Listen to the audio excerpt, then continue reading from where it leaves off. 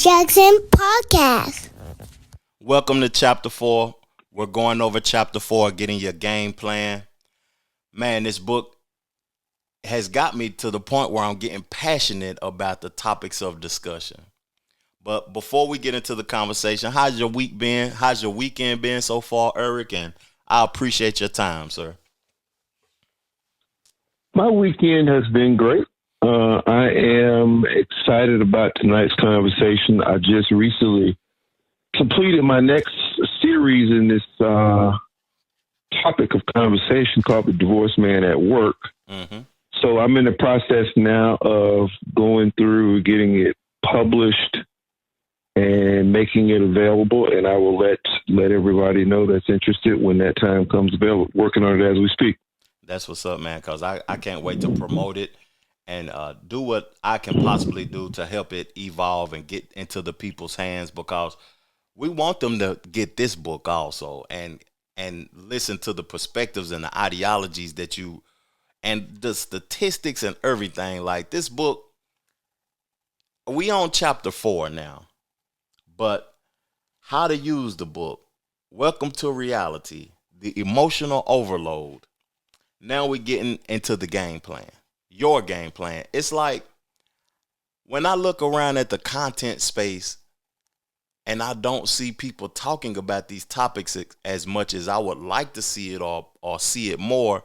It's interesting to me that men are not, and women also, they're not wanting to talk about this or converse about the structure of being divorced and the things that you have to go through, and just the process of it is very interesting to me, Eric.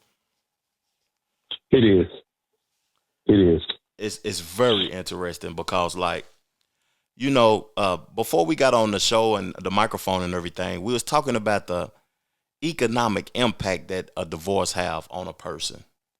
And let's start the show off with that. Like, talk about the economics of just marriage in totality and divorce in totality, if you don't mind. Well, I know. I think that's a good segue because most Americans that I know, their families operate pretty much the same way, which is you've got a two-family income, money goes into one pot. Mm-hmm. All expenses, all finances, all retirement plans, all college saving funds for children, whatever goes into a pot, and then it goes back out at a particular time. What a divorce will do is it will tear that complete pot in half. It will just destroy it. Mm-hmm. And because lawyers do not work for free, and this is the chapter that we're on, this is why I wanted to set this up. Mm-hmm.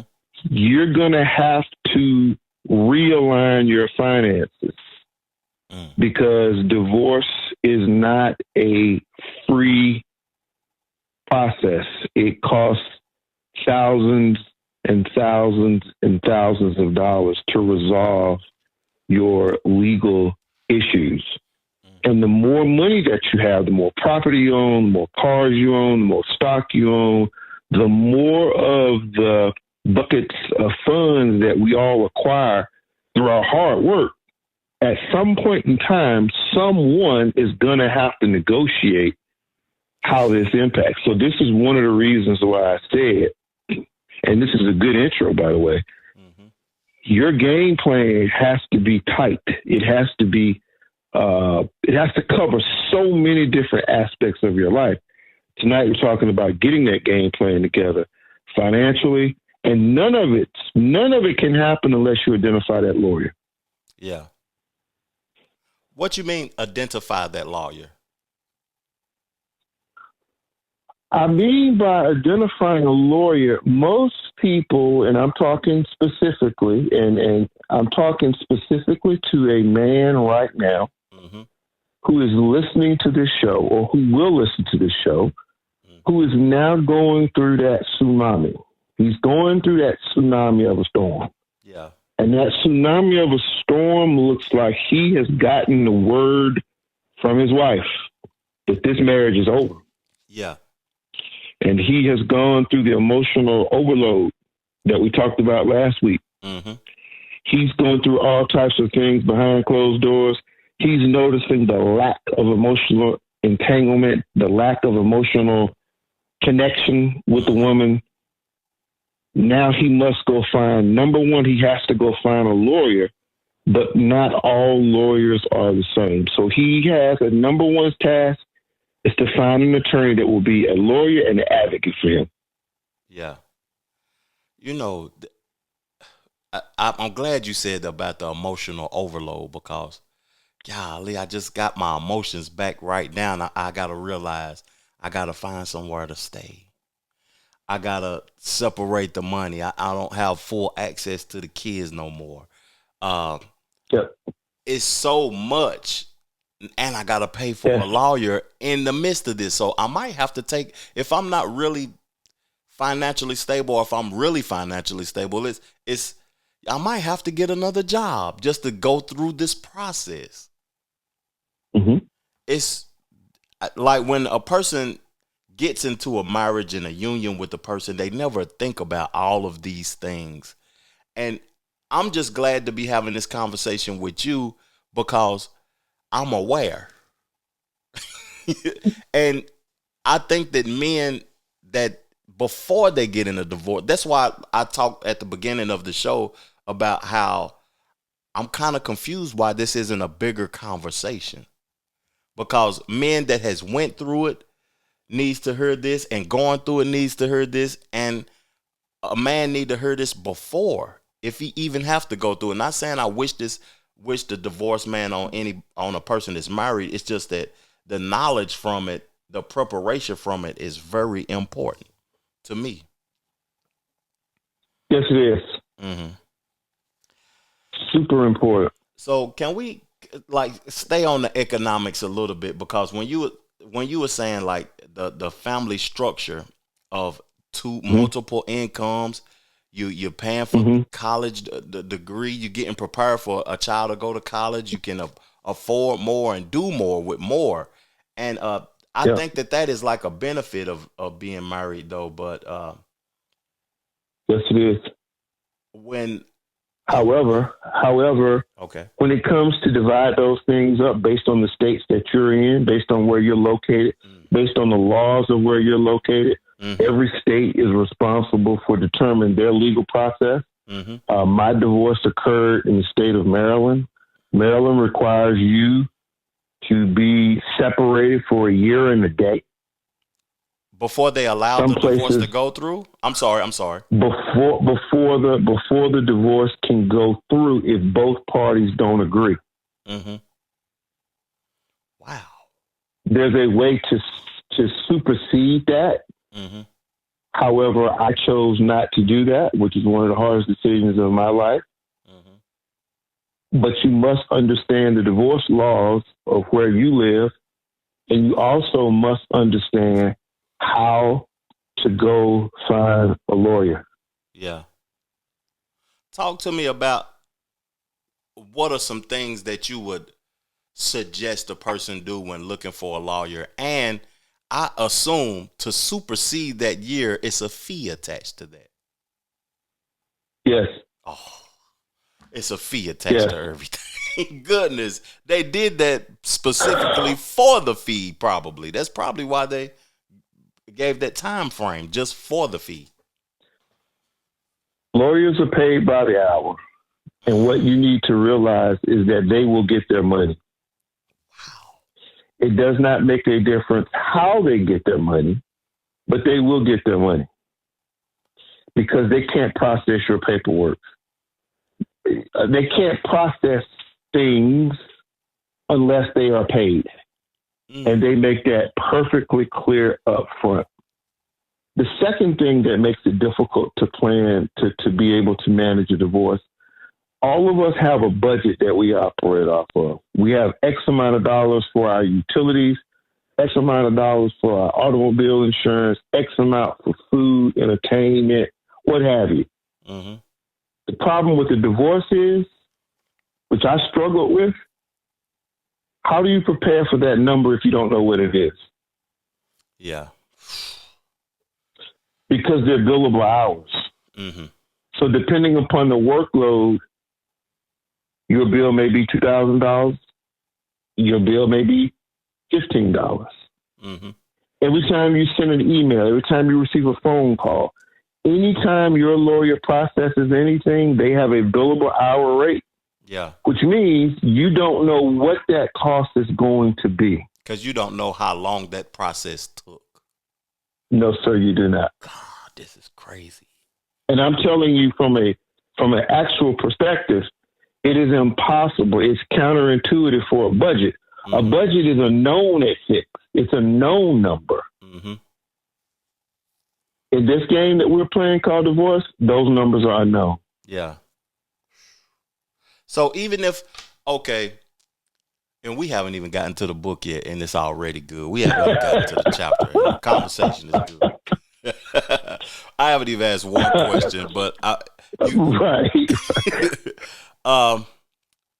Even so, payments could be through, because I don't know what I'm getting charged, because I don't know how long the process took. So payments could you be. You will receive an email. Okay.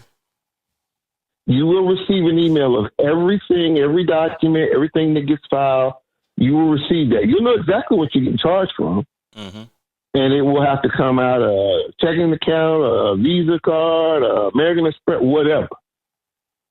But it's not a well, we're gonna wait until the end and we get paid. Not like an automobile industry where you're waiting for a car settlement and mm-hmm. you pay as you go. Wow. And if you don't pay, we don't go. So it just stops. The process stops, or the process continues. The process stops. Yes. Wow. On both sides. No, on your side. Okay. On your side. Okay, so if the person that the opposition still is paying their lawyer, the process is still going along, but you just out of luck if you're not making the payment. You will have no representation. You will have. That's why I put that in the book. That's why I use that word. If you look at that word, you see that it's in italicized. You'll see that on that page. Mm-hmm. That's what your legal representation is about. That's what it's about. Yeah. Wow. The need for legal representation. The first goal is to address the need for legal representation. The ability to address the long-term emotional struggle will take place and support. However, our plan must start with the search for a good lawyer.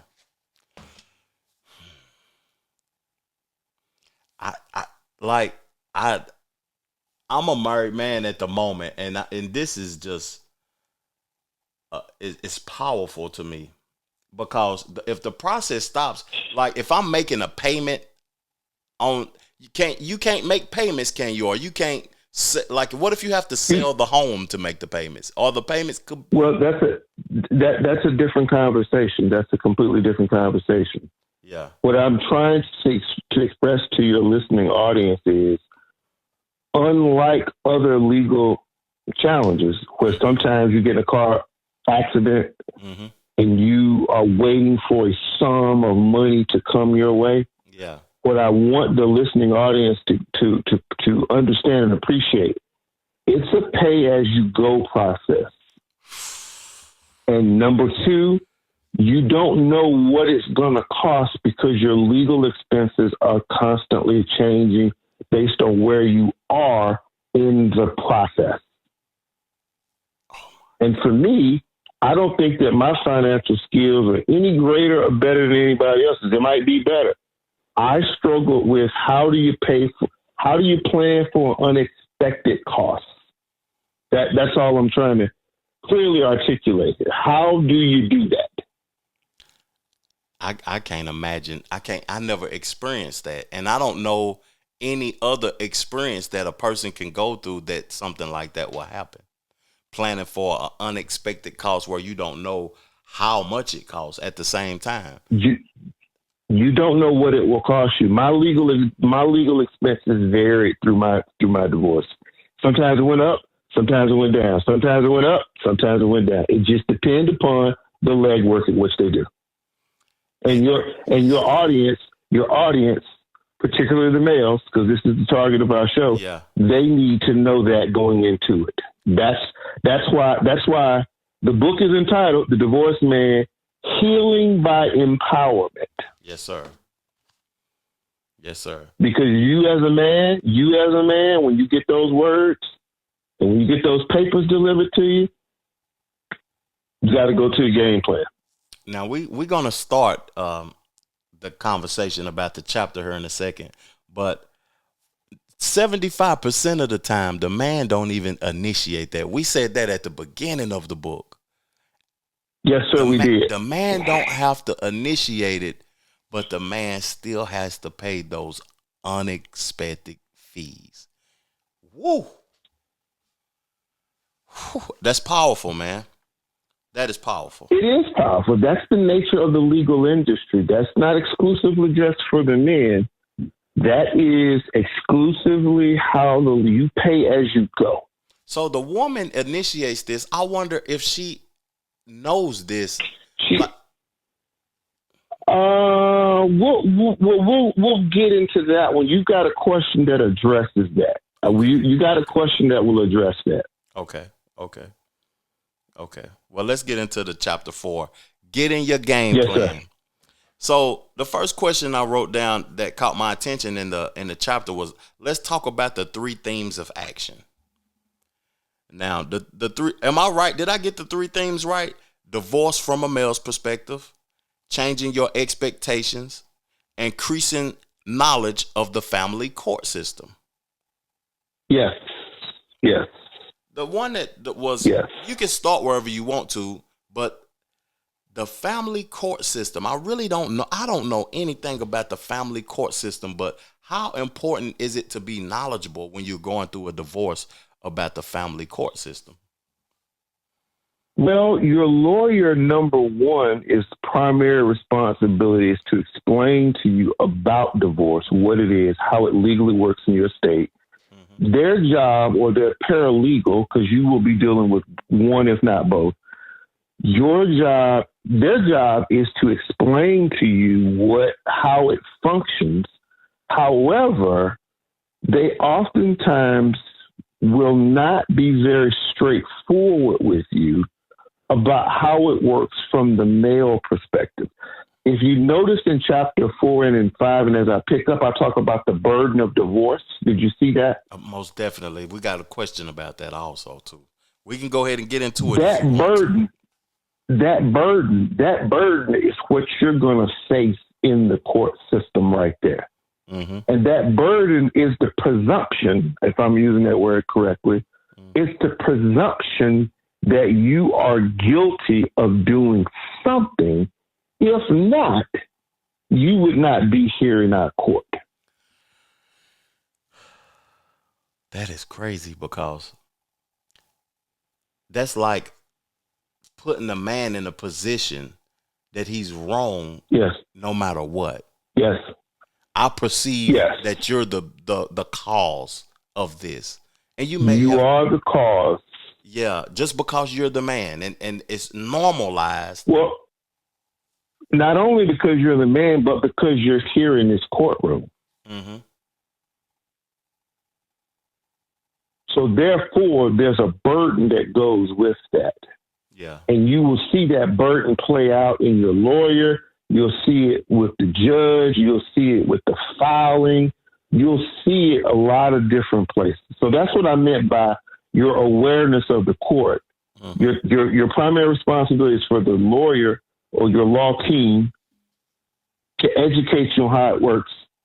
And I'm telling you, because I'm also on your team, by telling you, if you are a man, if you're listening to this podcast, that there's a burden that you're going to be experiencing. You're going to say, hey, why am I being looked at this way? Why am I being treated this way? It's because all men have a burden of divorce, especially when they get in the courtroom. Yeah.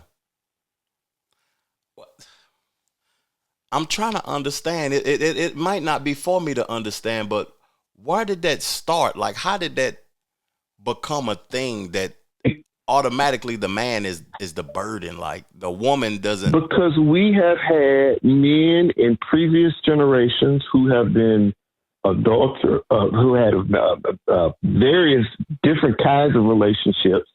We've had men who had multiple women. We've had men who are abusers. We've had some really, really despicable behavior from men in previous generations. However, if we know anything about numbers, those men who behave that way don't make the majority of men.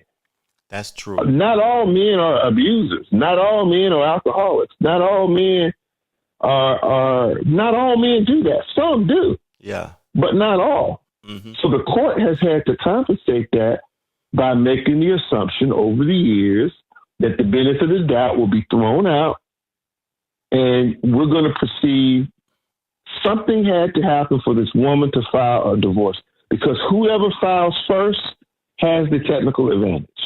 Mm-hmm. They have the narrative advantage. And then it does it, like, can it become a war between who's telling the truth or not? Because the truth doesn't matter. Ooh. It's about what you show. It's about your evidence. The truth does not matter. The truth rarely enters this process. It's about what you can show. What can you show? I seen in this chapter. Because your narrative, your narrative, whoever is the one that files the divorce, they get to establish the narrative. The other person has to defend against the narrative.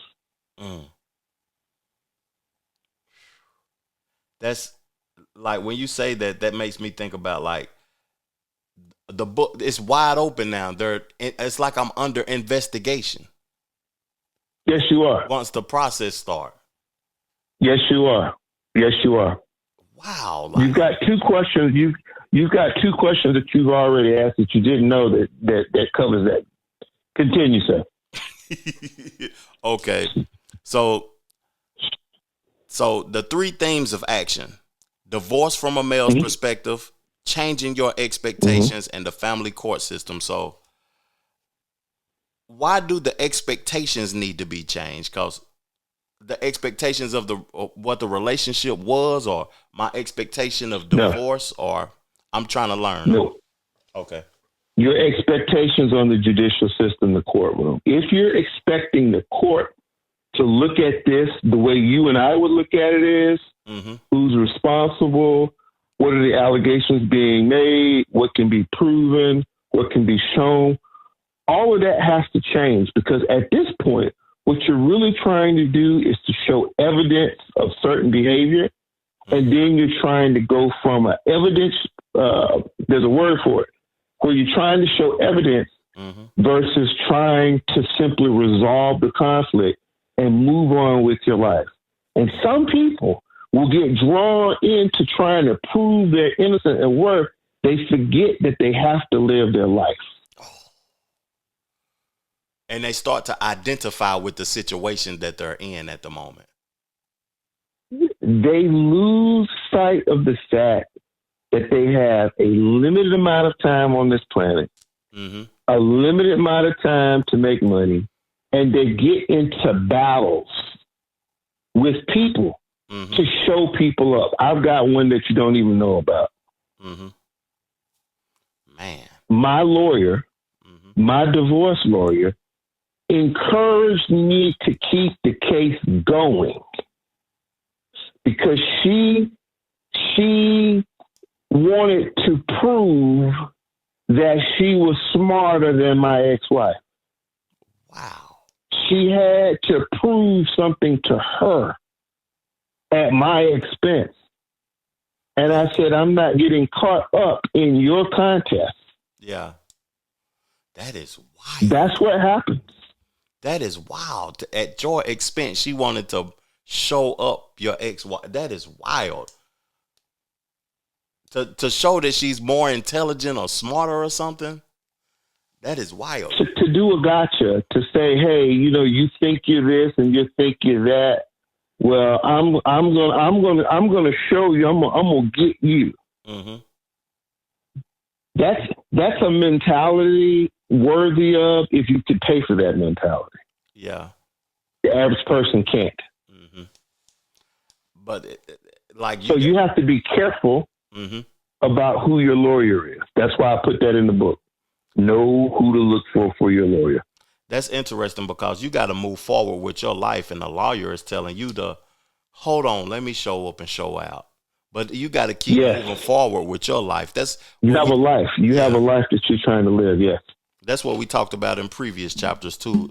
Making sure you move forward and be able to live and grow. Yes. And that's crazy Yes, that the sir. lawyer tried to do that. Now, Yes. this right here, the stage. How did this happen to me, and what did I do to deserve this? When Yes. I read that in the book, like, how did this happen to me? It left me stuck right there for a moment.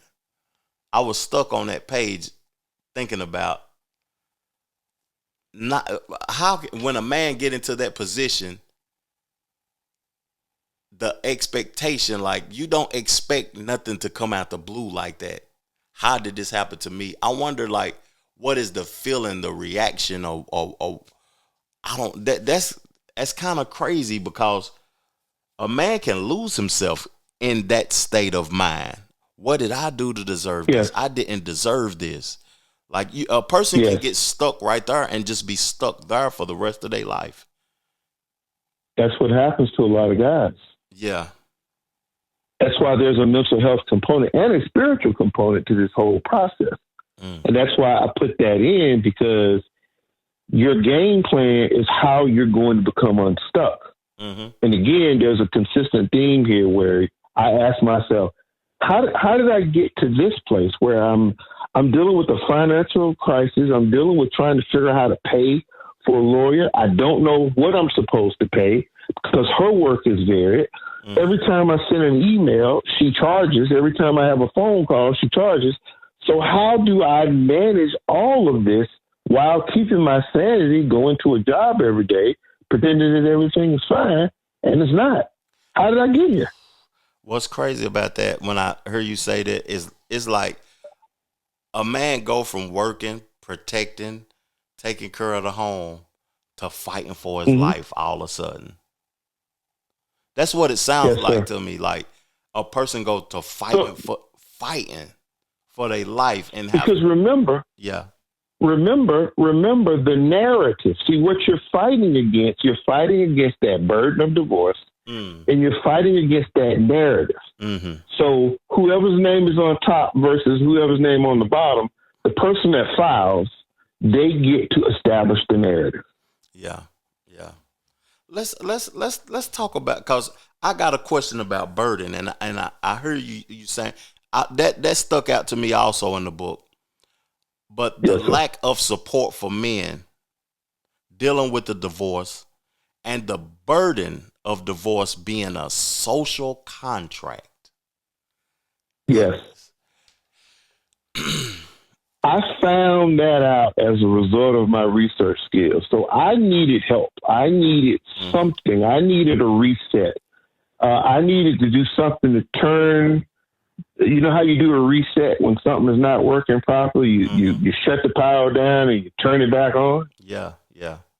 I needed something to reset me, and I didn't find anything. I would go to bookstores. I would go online. I would talk to different people, different mental health therapists, individuals, and they all had this 1950s approach of getting into your feelings, and I knew exactly what my feelings were. I needed something to recharge and reset me. Mm-hmm. So this is the catalyst for the book. Yeah.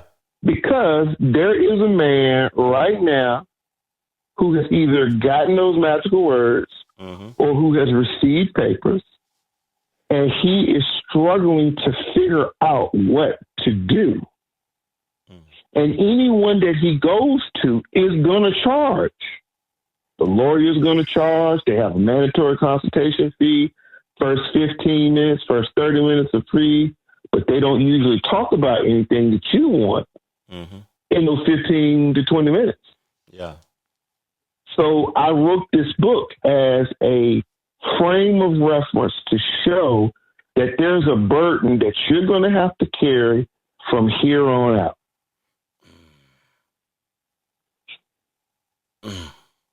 The lack of support also to us doing this podcast and reading the book and seeing the engagement from the content, it scares me about like men socially in these days and times. You know, most people don't even react. When I go out in the world today, I see people looking down at their phone. Everybody's looking at their phone. People driving on the highway with their phone in their face. And that is correct. Socially, men want to have the perception that they're tough and they got it all together and stuff. And nobody's engaging in helpful, healthy conversations. And the lack of support for men, it just caught my attention also because I don't know how, like, if something like that happened to me, that would be, I would be prepared from reading this book. I would be prepared for it. But if you would be. I wasn't prepared for, and I thank you for writing this book. And I think more men should get in this book that has been divorced or going through a divorce, or even a married man at the moment should read this book because it is very impactful. And you know, we just basically saying that nobody's going to support you. People going to charge you to have conversations with them. They're not going to support you. They're not going to support you.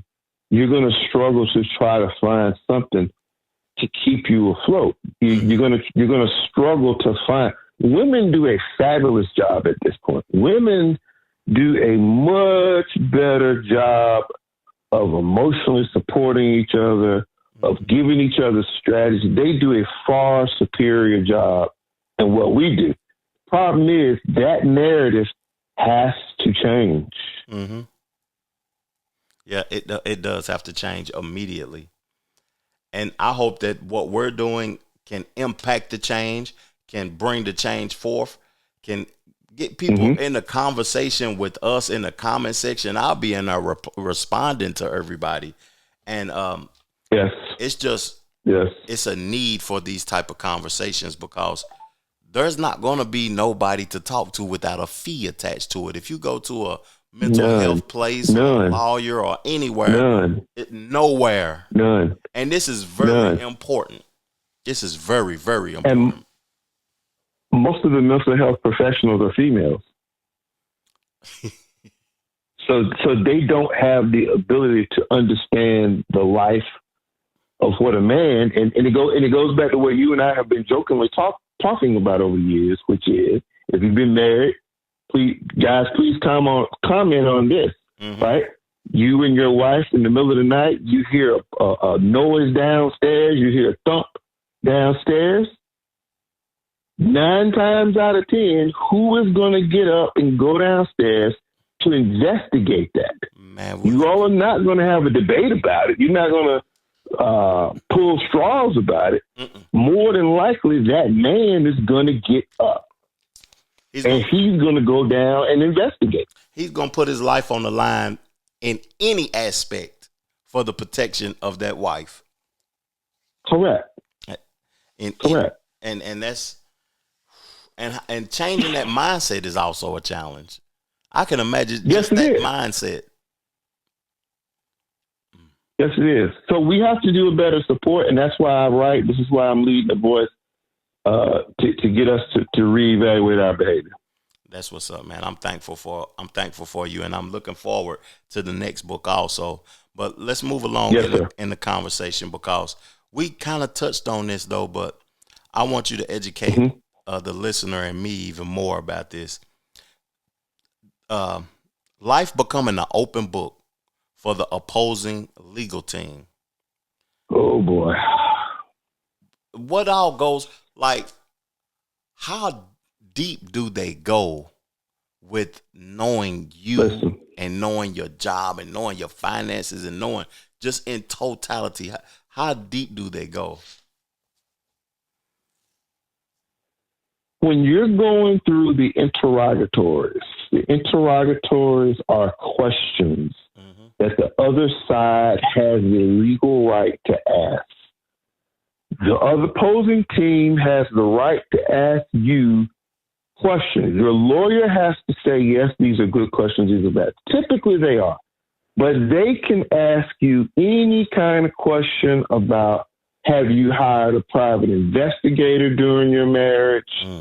Have you, they're not going to ask you anything that's going to incriminate yourself, because that wouldn't be smart. But they're going to ask you about things that can be personal.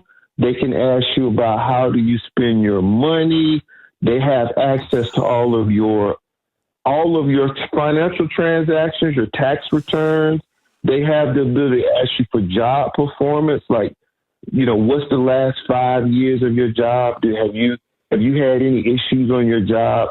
They have the legal right to ask all of those things, your retirement accounts, financial transitions, cars, personal property.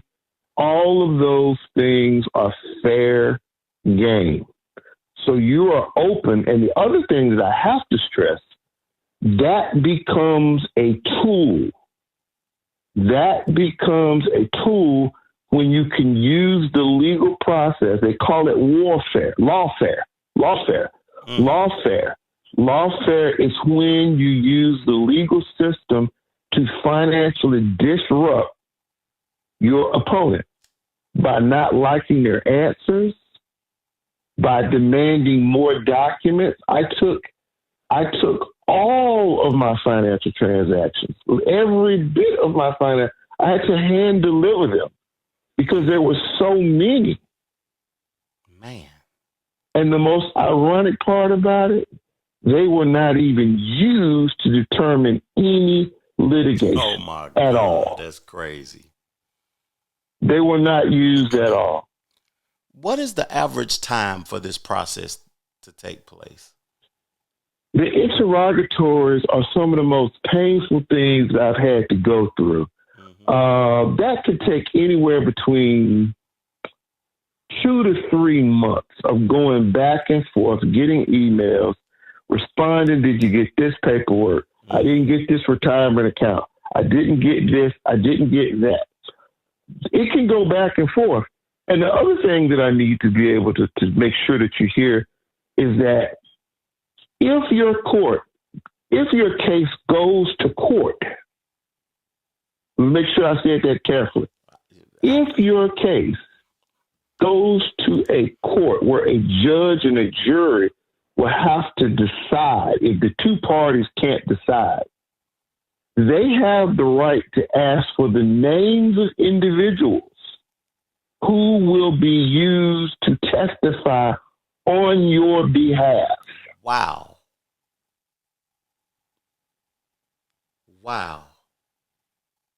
So they want you to settle out of court.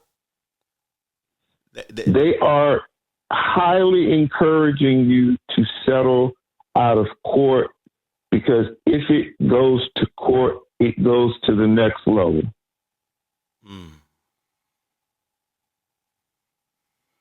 Man, I didn't know that they could look at your job history. They can seek and search your performance on your job. They can get It speaks to a pattern.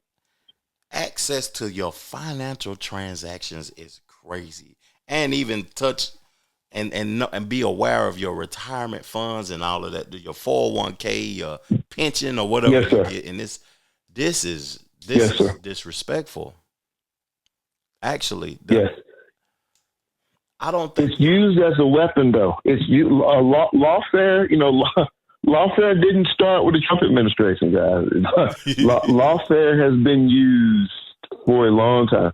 I need to read the Bible in totality again, because I don't think it's no script. I know it's scriptures about marriage and stuff, but I don't think that it's scriptures about the state being heavily involved like that, how they are involved. The state is involved. The state is involved. Yes, sir, it is. Is it scripture about that? I don't think it's scripture. I think it is the nature of trying to provide the appearance of equity. But that's what that meant. You are an open book. So Okay. if your paperwork skills aren't intact, if you're not organized, if you're sitting on a wad of money somewhere in your grandma's closet or something like that, Mm-hmm. you know, there's going to be due diligence to find out to make sure that you're not hiding money. Yeah. Man, 2 to 3 months of investigating me to see where my finances are at, where they're going, and all of Yeah. that. Can they?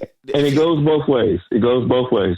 If you have accounts out the country, can they see that also? Overseas accounts? Well, funny you would mention that. I have to tell you that one off air. Okay, I'll be But quiet. but those can come into play. Yes, they can. Yes, they have the ability to do it. But again, you gotta ante up in order to do that. You got to do a little bit more work because they have people that do that. Okay. I just was thinking about that. That caught my attention. I was like, wow, if I got money overseas or I'm investing in things overseas. That is correct.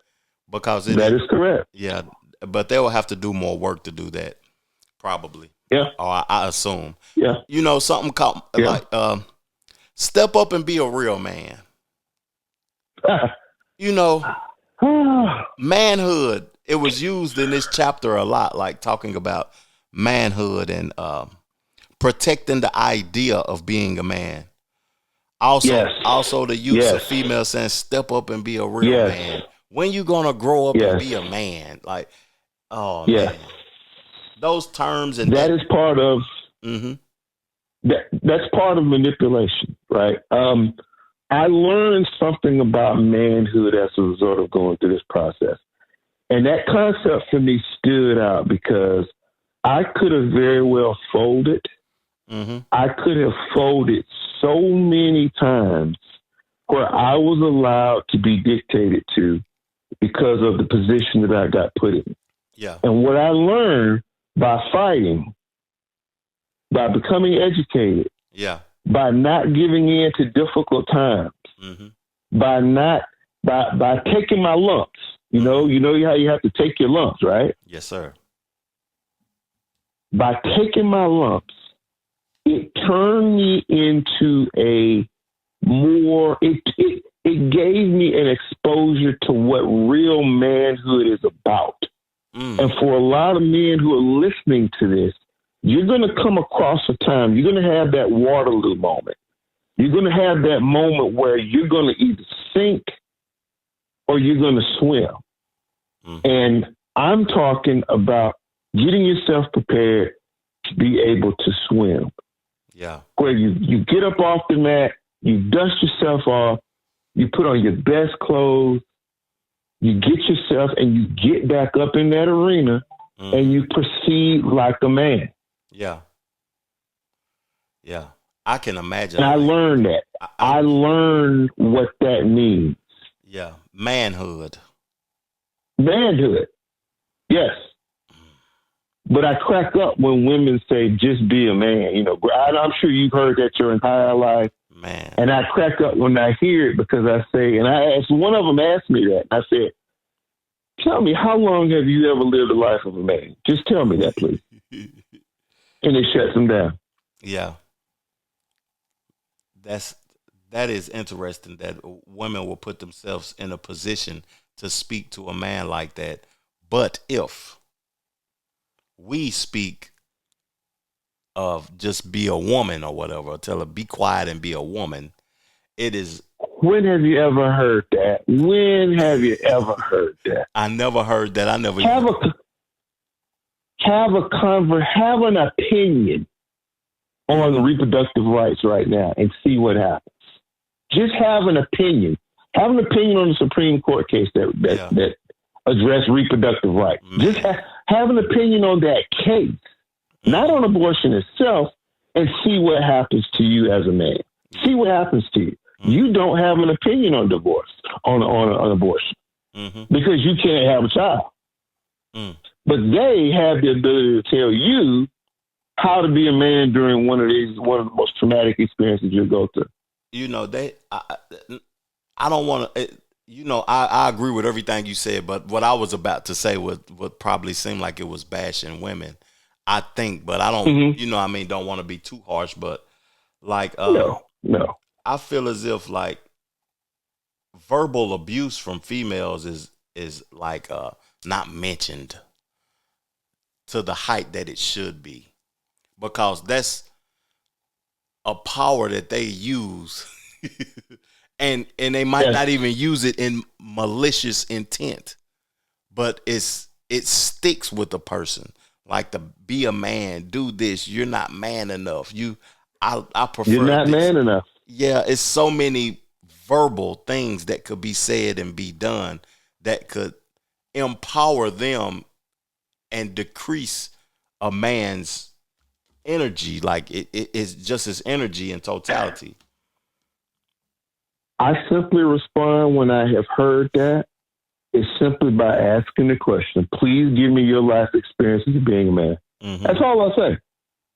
And it shuts it down. It literally shuts them down. So that's why I put that in, because that's going to help you formulate. This is not about being a man. Mm-hmm. This is about advocating for what will shape your life hereafter. And you must get your lawyer. You must have a team. You must have people to support you. You must read things. You must be around positive men. You must be around people. Because again, as I have stated, and I'll state it again, some man is listening to this podcast who has either received word, who has gotten those magical words, have received those papers. He is facing a difficult task, and we want to say to him, you have the ability to overcome this. This is not a devastating move. And you have Your to have a emotional and your team. mental health is on the line. Yeah. You have to have a team. You know, I wanted to segue into something because it was great to segue into it, but you sparked my mind when you said you have to have a good team. You have to have good men around you and stuff. You know, most men that I know anyway, I don't know if this, I don't know the percentage of this or whatever though, but most men go into creation and doing things and trying to fix problems alone. Yes. Yes. Yes. Most of the time, we're Yes. like, I got to figure this out. This is my responsibility. I got to figure this out. It's up to me. Mhm. I got to do this alone. But listening to Mhm. this process, this is something that cannot be done alone. Wow. It cannot be. Wow. Man. I was fortunate. Mm-hmm. I was fortunate. I was blessed. Mm-hmm.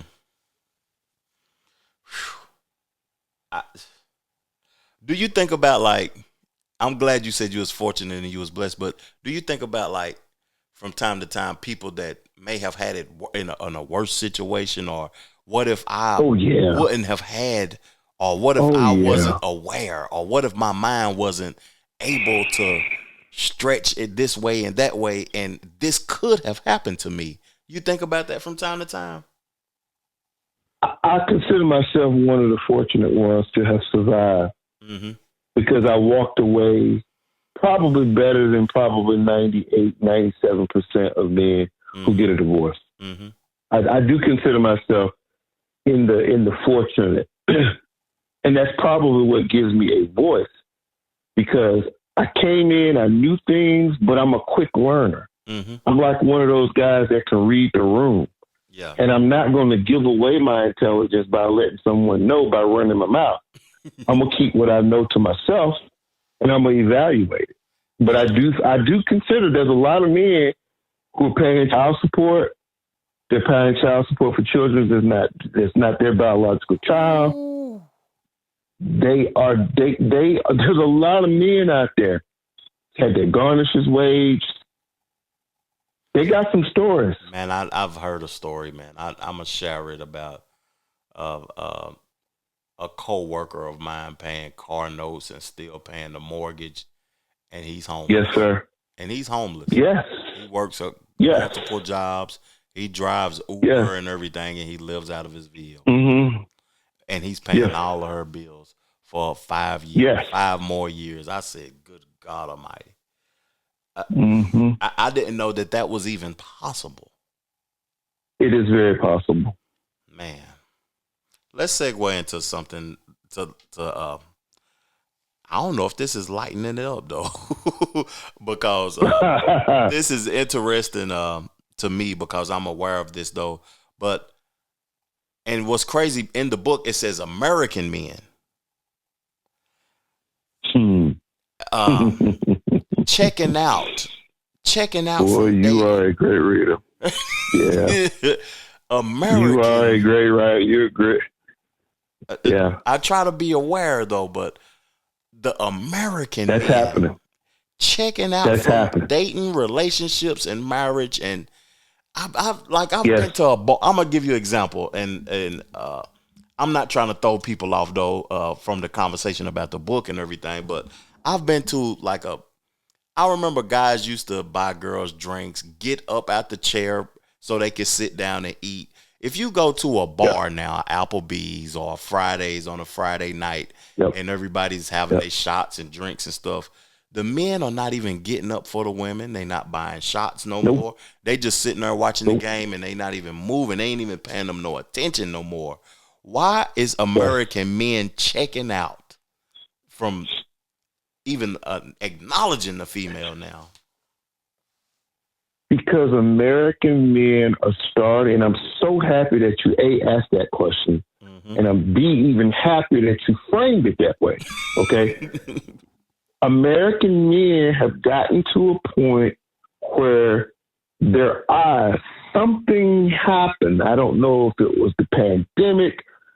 Something happened finally in the mental space. It had nothing to do with Eric Hamilton, had nothing to do with my dad, had nothing to do with me. Let's put that out there. Yes. It had something to do with men who started understanding that they were not getting a fair shake in this country to live the American dream, which is to pursue life, liberty, and the pursuit of happiness. Yeah. They're starting to realize that does not apply to us. And once they realized it, they had a platform. They got this thing called social media. They got this thing called YouTube. They got Facebook. They got all these platforms where now, for the first time in forever, they are now starting to do what you and I are doing, which is to compare notes, to exchange. Women have been doing this for ages. Now men are starting to do it. And they say, hey, man, I thought it was just me that went through. It's like, no, it wasn't just me. And then you've got a Caucasian man over here out in Phoenix, Arizona. He said, hey, guys, y'all thought it was just you all. It was me, too. Yeah. And then you got another guy over here in Chicago. He said, hey, no, it was me, too. This whole system is not in the best interest of us at all. To engage in this act. So therefore, your litmus test, and if you notice, I don't know if you've gotten to the part, I deliberately chose Ford magazine. I don't know if you picked up on that one. Have you picked up on? I chose Ford magazine. I didn't pick up on that yet. Ford magazine is a good barometer for the economy. They're always talking about economic trends, housing, real estate. I mean, you name it. They look at so many different factors. Well, you can look at right now on the reports they've done, engagement ring sales are down. Wow. Wedding planners are down. Wow.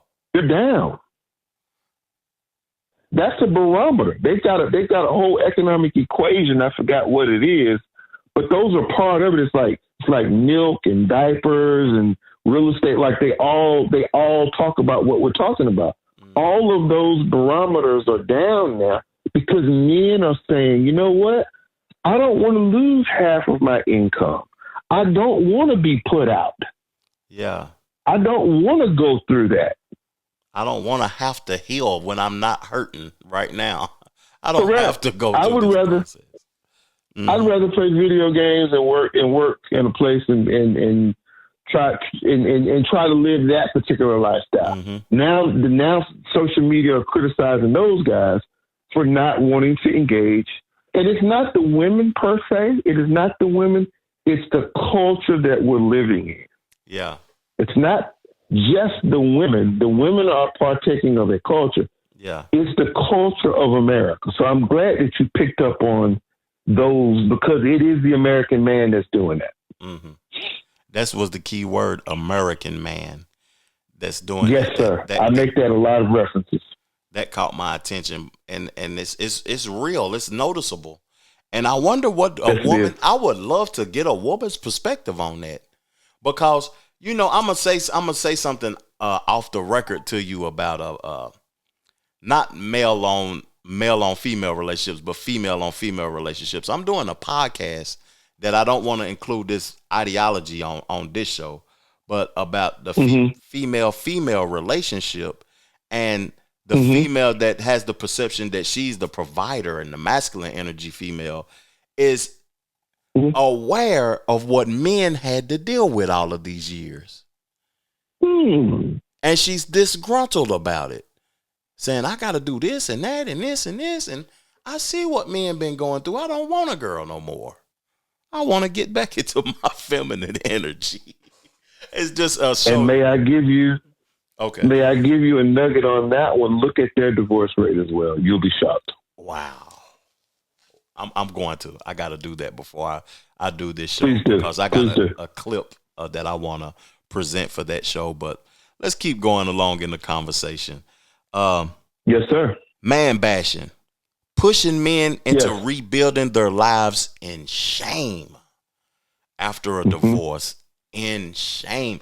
Shame was the key word for me in that. Like, it's like they want you to be feeling ashamed that you're not married anymore. Yes. Yes. Yes. See, it's the man bashing is out there. It's this ability to feel that because you don't have a wife, you don't have the wife is the validator in our society. They're the ones that can validate your life. They can, whatever they can say about you will be perceived to be true. So therefore, since you don't have, you must have done something. You had to have done something to have your life rebuilt. Because if not, you wouldn't have got a divorce. Yeah. And that's crazy that perception is out there like that. Whatever the woman thinks of you, if she's speaking highly of you, that is she validates your life. That is crazy. She validates your life. She validates your life. She does. So if I don't have that validation, I should be feeling shamed when I might not even initiated the divorce. I might not even have wanted it though, but just because she's not around. Absolutely correct. Yeah, I should be ashamed. Absolutely. That's crazy. That's crazy, but I can see it's a form of it's a form of it is reducing the man in order to simply appease the woman. And if you're not appeased, and like I said, if you look at that study, that 2015 study, the predominant reason for why divorces occur in America is not because of adultery. It's not because of financial mismanagement. It's not from child abuse or neglect, although those things do matter. They do come up. Yeah. It isn't infidelity. It's simply women saying that they're not happy. They're not happy with their marriage. That's the number one reason why women divorce. They're not happy.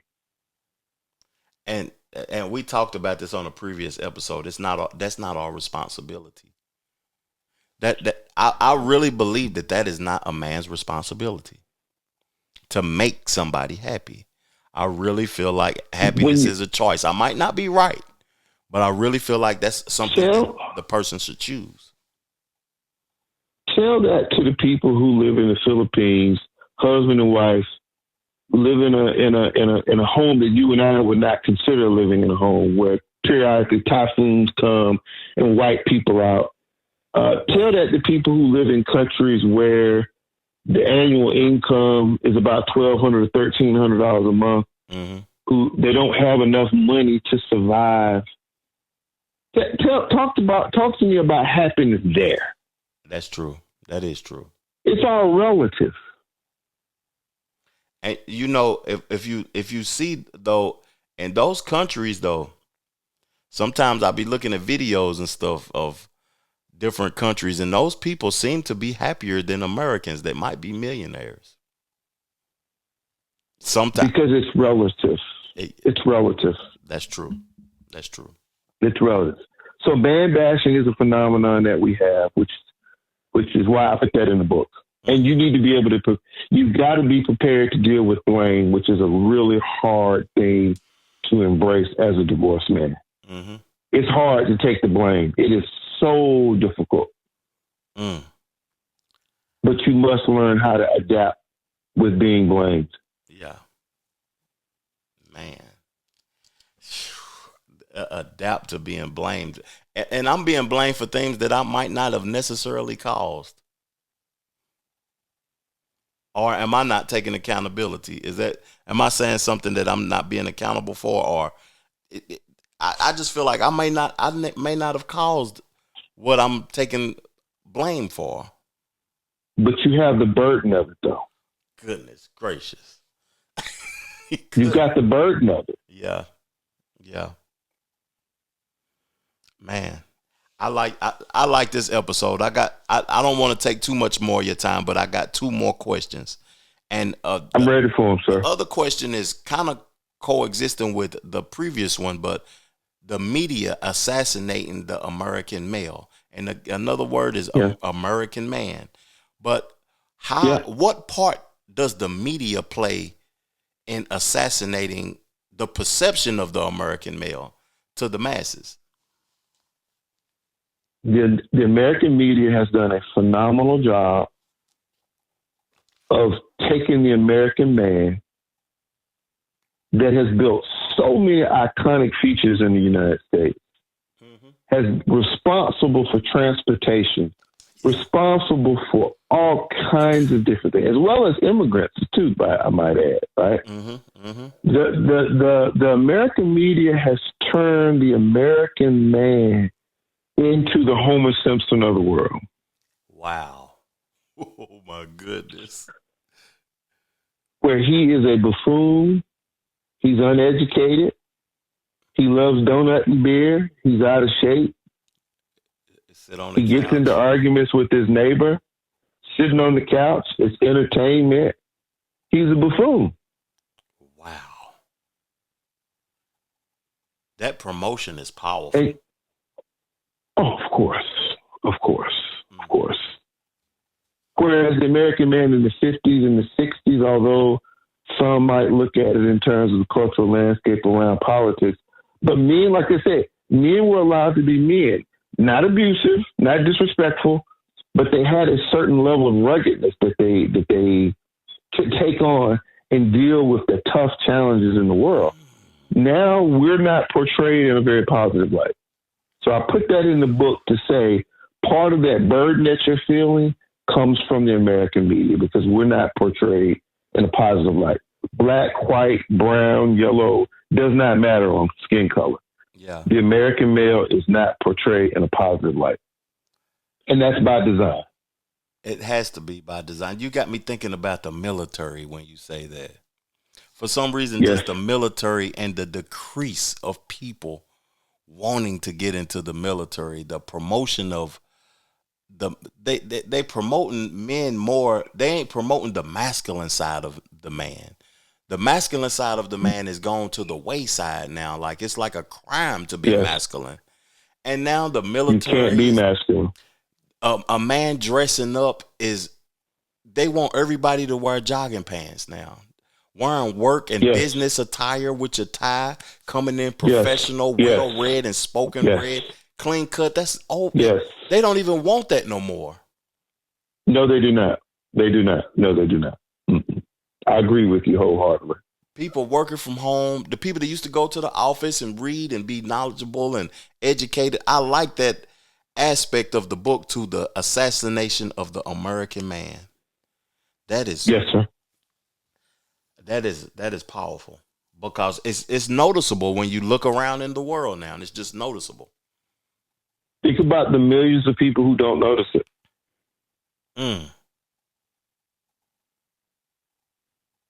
They think it's what it is. Yeah, they accept it. Yes, they do. for what they accept what's being promoted upon them, and it's really not even reality. Most men don't even want to be like that. Even if they are like that at this period in life, they don't even really want to be like that. Most men want a structured life. They want to be able to go Yes, they do. and have some sort of accomplishment. They want to have some sort of structure to be able to be of service to the world. Men want to be able to contribute. I don't know no man. There used to be a time. Mm-hmm. There used to be a time when a man was not intimidated by a challenge. Okay. Now he folds at a challenge. Now it's too hard. And then he becomes emotionally unstable, which we talked about previous. That's why it's key for a man to keep his emotional currency, even in the times of stress, even in time of divorce. And that's what I learned. That's exactly what I learned. And that's why I didn't fold. Hey, you said it. You said enough right there. That's why you didn't fold, and it's important for a man to keep their emotional currency, to be able to to handle whatever comes your way, because you never know what comes your way. And dealing with a divorce and being knowledgeable about that and the experiences and all of that, that could be a traumatic situation, because I didn't know it was that many pieces and layers to it, and getting the lawyers. And my last question is, the end of this chapter, you talked about the good news and the bad news when looking or obtaining a lawyer. Tell me, like, from the jump, the good news and the bad news, what was you conveying in that part of this chapter? The bad news is about looking for a lawyer is that you don't know what you get until that situation arises. Mm-hmm.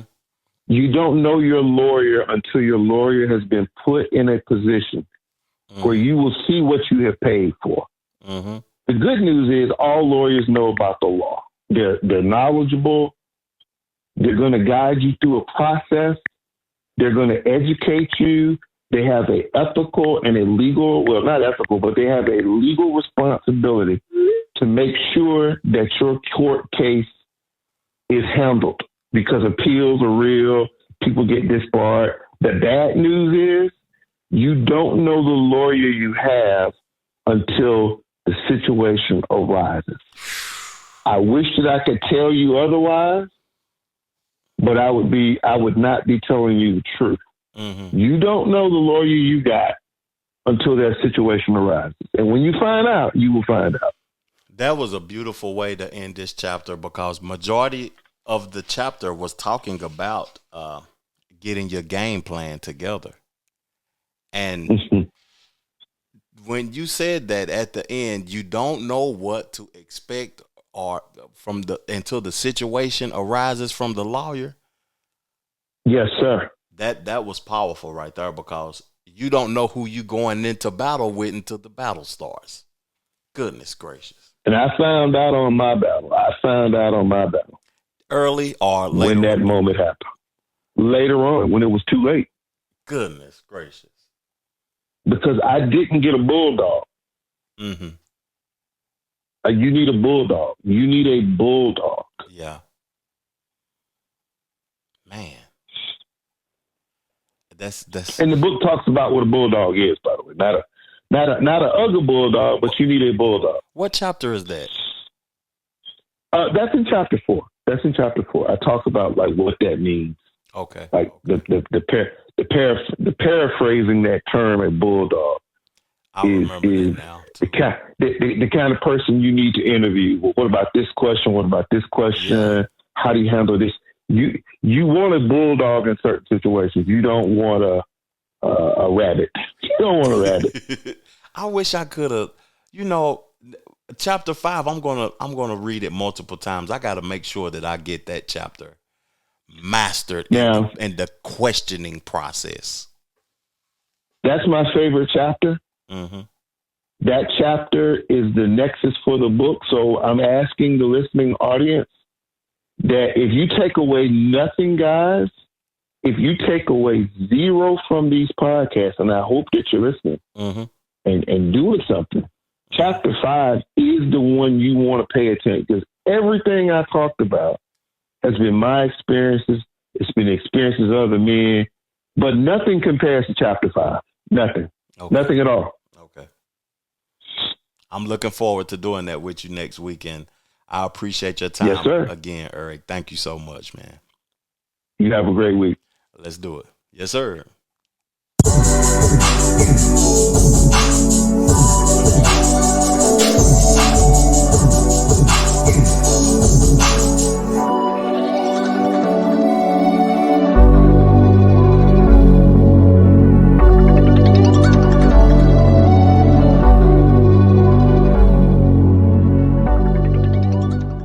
The Trevor Jackson Podcast.